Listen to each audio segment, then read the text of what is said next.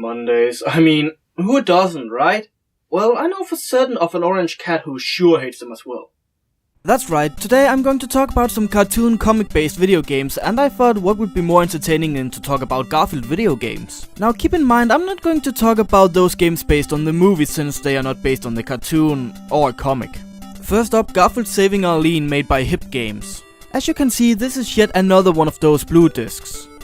I don't know if you have these in US, but here in Europe, it always equals shit. If you take the blue disc, you'll experience shit beyond belief. It is everywhere. Okay, let's put the game in and play.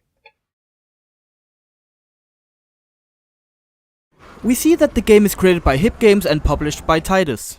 Titus? Oh god, please no! I still have nightmares of Superman 64. Please, anything they publish or create is going to be shit. We start out by a bit of narration of the usual Garfield, played by John Bernard. Yeah, this guy. Odie doesn't respect anything. Not even my naps before meals. A sort of cheap Garfield, if you will. Having mainly done the voices of the Garfield games and a few songs in the Garfield and Friends show. Anyway, it happens that Garfield wakes up only to realize that Arlene has been caught by the Animal Annihilation Facility. May I ask, does that exist in real life?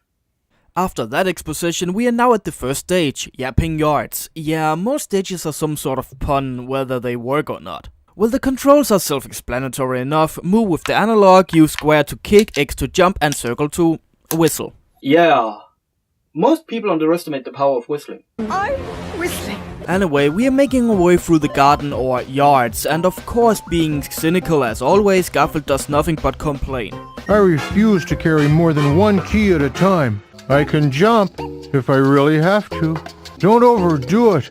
It's exhausting. And don't make me jump too high. As we progress through the stage, we find these ingredients, and you might have guessed that they make some of Garfield's favorite and really nutritious meals, like lasagna and burger. And you might have guessed that these meals are indeed power-ups, like the lasagna giving you health. And the cheeseburger makes Garfield able to kick Odie. Even though he's always been able to do that. But the developers thought it was a nice gimmick. By the way, if you feel like the game is glitching out, well, I got no clue whether it's the game or my PS2 that is slowly dying. Hopefully it's just a shitty game.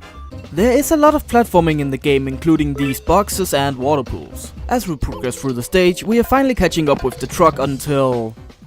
Odie, you're gonna fall. You fell. This game wouldn't be called Garfield Rescuing a Dumb, Stupid, Slobbering Dog by any chance, would it? You know, fourth world jokes. They always make you laugh. I think. Well, level 2, Senior Sewers, again with the puns. This stage reminds me an awful lot of the Mr. Bean game I played years ago. At least it's just as annoying. Now might as well be a good time as any to talk about the collectibles. As mentioned before, there's food, most stages adding one ingredient to make something new. But there's also these teddy bears, which is named Pookie if you haven't seen or read the comics. Get 10 Pookies and it's a 1-up. A golden Pookie gives you 5. As well as a jump scare. No, I'm just kidding. Not much to say in this level other than the bone power-up. Yeah, you give the dog a bone and it chases after it, making you able to ride on his back to get to the other side of the sewer. I must admit that the magnetic mechanics are rather good. You don't really feel that you have to be too precise, which is nice, especially in a platforming game with already questionable controls. Although, truth be told, it's mainly the camera that's fucking with you. Anyway, on to the next level, which is Dubious Dusk. A fitting name. Because it's dubious why they even decided to include this stage at all. First off, it's almost identical to the first stage. Second, there's even more annoying enemies here and it's not very interesting. So apparently Odie can knock down large enemies, so I guess we're going to try that.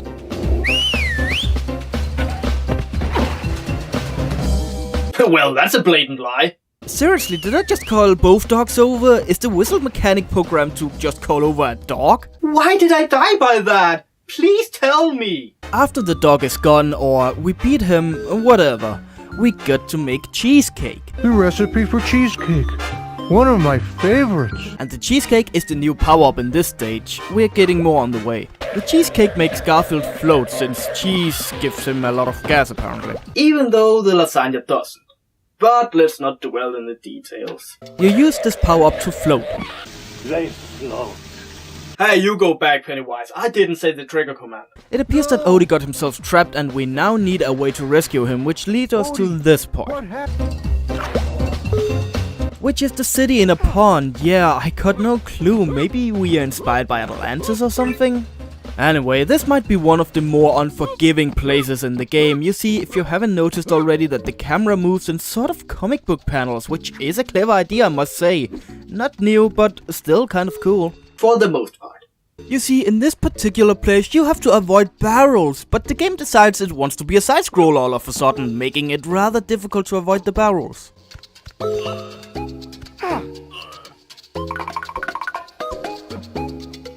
Made it, and the boxes appears, making a crossway to the door.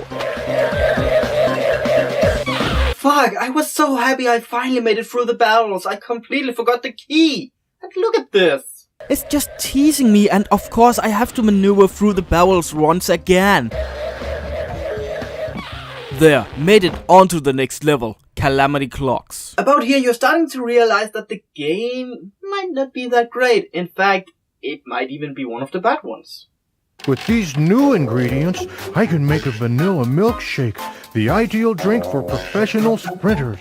Just ask Shaq. Hell, he probably even advertised it at one point. The milkshake, as Garfield stated, makes you faster for a short period of time, which is highly needed for these mechanics. Press the button and rush away to get through. Note of advice, stack up on the shakes, since some puzzles requires more than one boost. We are also introduced to the stumpers or flatteners, whatever you call these weights. Why a clock factory feels the need to install those, I don't know. We managed just to find Odie. There you are, Odie. I'm too tired to be mad at you. But I gotta admit, I'm glad I found you. I was worried about you. Okay, this was the game's unique emotional sequence. Now it's over and done with. Let's move on to other things. I lied to you, you flea bag. The script forced me to say that. Yeah, there is a lot of fourth wall jokes in this game. Who do they think they are, Deadpool? Whoa, yeah! That does sound bad when you say it out loud. Next level is the Sinister Seawers once again. Yeah, apparently they ran out of ideas for the game already. What is that, 4 originals and 1 redo? Not much to say other than the tower you have to climb is sort of a bitch really. I remember first time I played this game years ago, I got stuck on this particular part. Simply because it's broken. You have to stand correctly, then call Odie to kick him upstairs to a button. Believe me, it's more difficult than it sounds. Next up, Naughty Night. And here I thought it was a children's game. Here we learn how to create chili. And this of course makes Garfield spew out flames. Yeah, real cartoon classic here. Okay, so I may have overdone it a little on the spices. So we eat and burn our way through until we get to this point.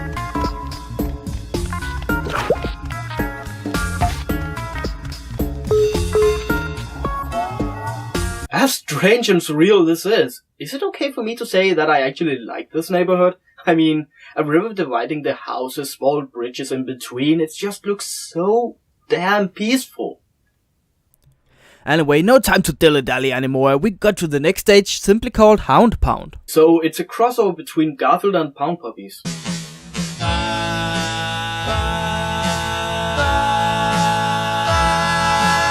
And this is really a pound from hell with demonic dogs and eerie red light and of course flames on the floor. Wait, what? What was that scream? That wasn't John Bernard. Was it? This stage is actually quite the big maze, yeah, a lot of rooms and most leading you in circles. After a while of going through Puppy Hill, we get to this part where there's literally every ingredient in the game all in one place. You have to beat all these rooms, requiring you to sort of master all the power-ups, but don't worry, instead of so many bad games where you die or you go back, this one saves your progress.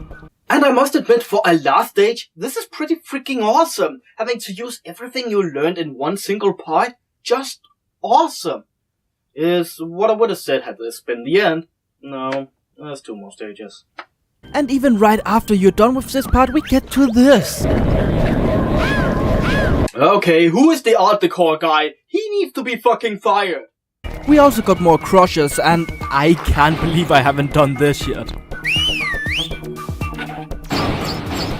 Yeah, animal control is going to be up my ass. Finally made it to the last stage, can't wait to see what it is. Oh, come on! I knew it was the same place, but come on, couldn't they at least, I don't know, come up with a new pun? Anyway, like most boss battles in bad video games, it's really difficult and unforgiving for the wrong reasons. First way with these spiked beams running across the floor, avoid them, collect ingredients until the door opens, and hurry up, you basically only have half a shot to hit the iron cell door. Fuck! Well, it is sort of difficult, I mean, especially the first few times, because you're just getting used to the boss mechanics. After that we got these giant Beyblades spinning to get you. Trust me, this one might be the worst. I think their attacking circles are like 5 or maybe 8 minutes long. Yeah, that's 8 minutes of pure boredom until you can get a shot, miss it, and you start the Beyblades all over. Last chamber is these spikes on the wall and water, so yeah, save the best for last, I guess. This might be more annoying since you have to jump back and forth until you can get your shot.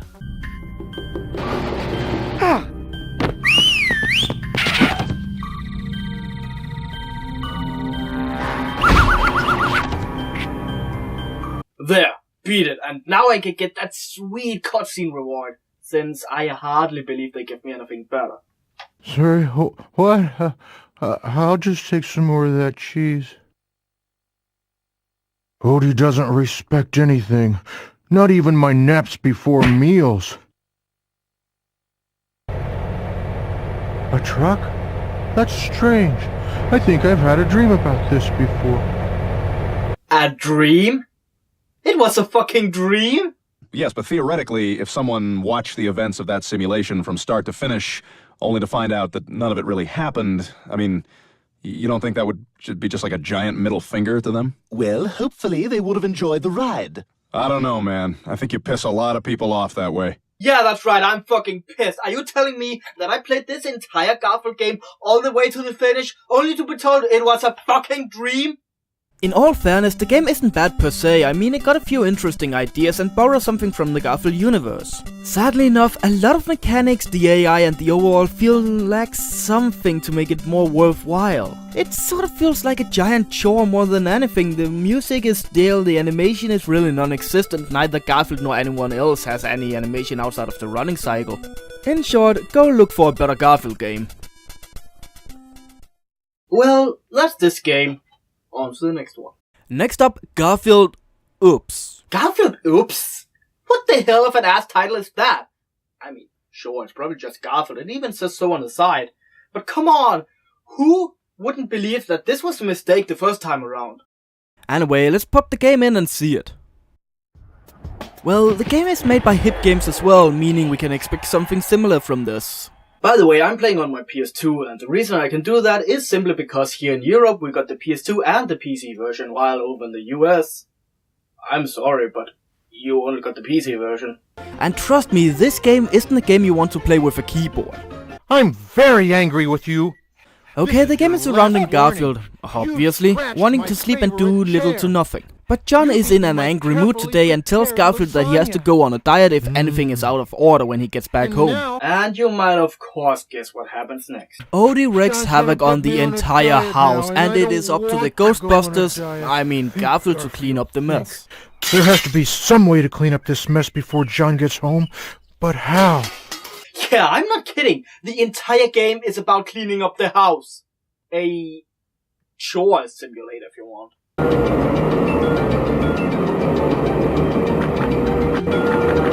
Why is the vacuum still sucking? I mean, am I doing something wrong? Is there something I'm missing? Something that goes You know, there. let's press all the buttons just to be sure. No, that's not it. I'm sure, however this game is supposed to be played, it's not like this. Well, guess what? The iron controller I bought specifically to play a Transformers with back then doesn't work. So, what do? Simple. You take the controller you bought the PlayStation 2 with, and use that. And now the game works. Not great, but at least we can play it.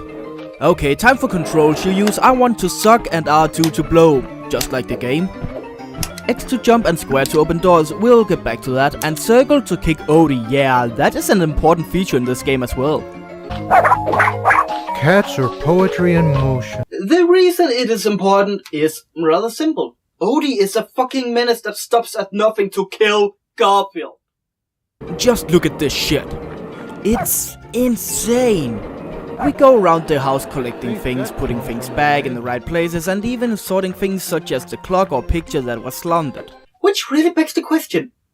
Is John so insane that he's going to punish Garfeild just for tilted picture?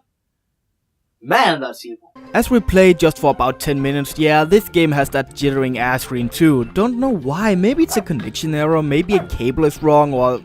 The simple answer, Hip Games didn't bother to test the game. If they did, they would have made a better game.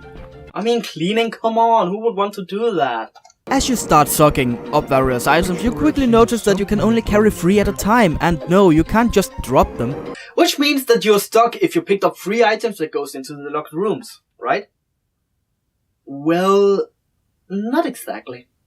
You see, there's this trunk in the entrance that can hold basically all the items. There's also one upstairs and one in the basement. And no, you can't put in the trunk upstairs and take it out in the basement. They are separate. So, word of advice, it's not an ender chest and use only one, because otherwise after some time you are really getting stuck trying to remember which trunk you put the items in. Also worth mentioning, you can only save the game in the trunk by pressing triangle. One other problem we might have to look at is the loading screens. For instance, let's take a look at the stairs one.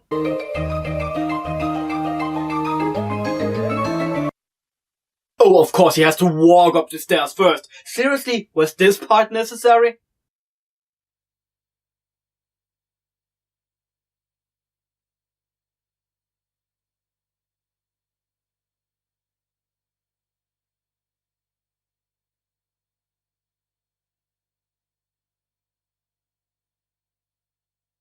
More than 30 seconds, and remember you have to change floor a lot, meaning that you're going to see that Garfield face quite some time. Anyway, let's talk about unlocking new rooms. Yeah, for some reason Odie trashed the entire house and managed to lock the doors behind him. Don't ask how, I don't think any of us really care much about Garfield loops anyway. When you clean a room completely, you either get a key or some puzzle pieces. The puzzle pieces are mainly for a jigsaw puzzle minigame.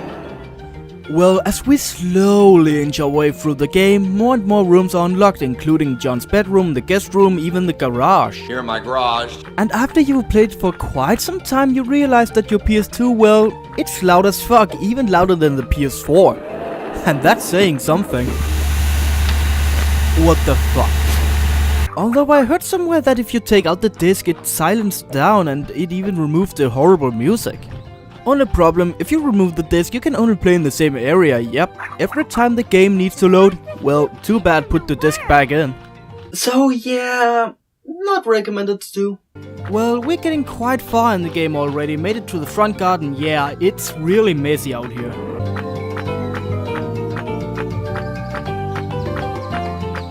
Oh, okay, the back garden is apparently open too. Fun fact, back and front garden are 2 separate rooms. Not too much we can do out here. Sadly enough, most of the later rooms cannot be finished until you found that one specific item you missed in a room. E.g., I thought I finished the game room. Just look at how nice and tidy it is. Amazing! But even though there's no white outlines anywhere indicating an item missing, I still got no key from this room. And believe me, I spent at least 30 minutes figuring this out, which is quite a lot since you only got 8 hours to complete it. Yeah, apparently you got 8 hours to complete the game before John returns.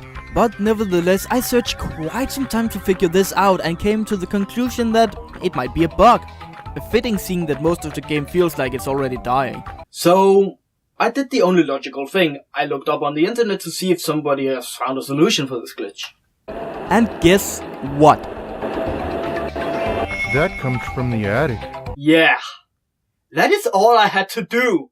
Move that fucking disc 2 fucking inches. And to top it off, I even put one of the dart pins on the disc before, leading me to believe that okay, this is done, no need to do more here. This is fucking horseshit off a donkey's ass. Well, got the key to the attic, let's go there. The attic is boring, well, just look at it. There's basically nothing here apart from spiders, which we of course all know that Garfield hates. I also found this closet, and if it includes what I believe it does... Oh my god, it does. Skeletons in the closet. You didn't see that coming miles away. Anyway, we're almost done with the game. Only a few, if not only one room left to unlock, and bam, done. But here's where the games get difficult, especially if you took a break now and again. What rooms did you clear? What items go where? The game doesn't tell you, at least not more than once, what rooms you have cleared. Yeah, it doesn't say anywhere where items go. Well, Garfield tells you the first time it's picked up. I think that belongs on the landing. Other than that, good luck, man. After some time and annoying stuff, the bathroom is finally opened, leaving us with only this door left. So instead of spending 5 more hours, which I don't have by the way, I decided to look up a walkthrough. It said that I needed something from the roof. Well, good. How the fuck do I get up there? So I did the only reasonable thing. I went to the attic to figure out where the fuck an open window is so I can get to the roof. Well, guess what? I was sort of right. See that big thing there? You suck it up. Put that back in the front garden. Yeah, now I got a big, bulking metal thing. What the hell am I supposed to do with that?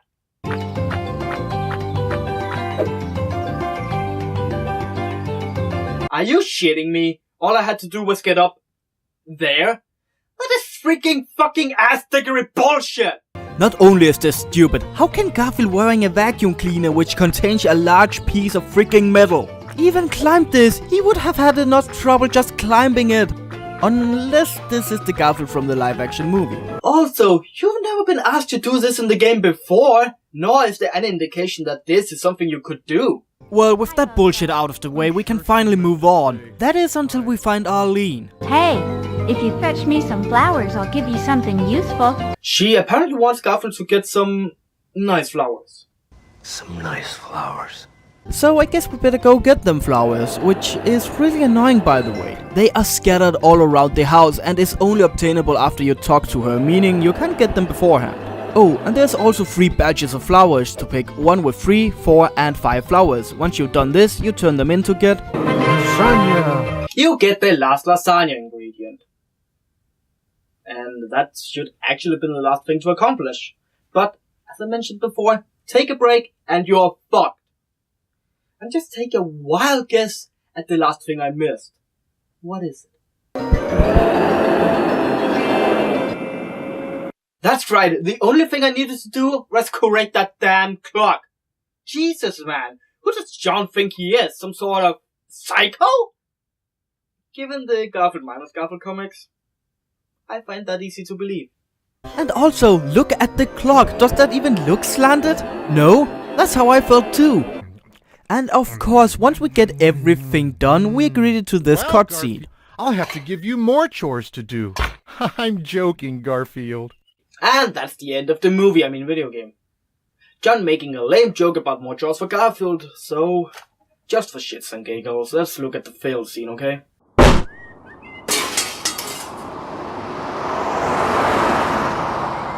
Garfield! Wow, 5 hours well spent, I must say.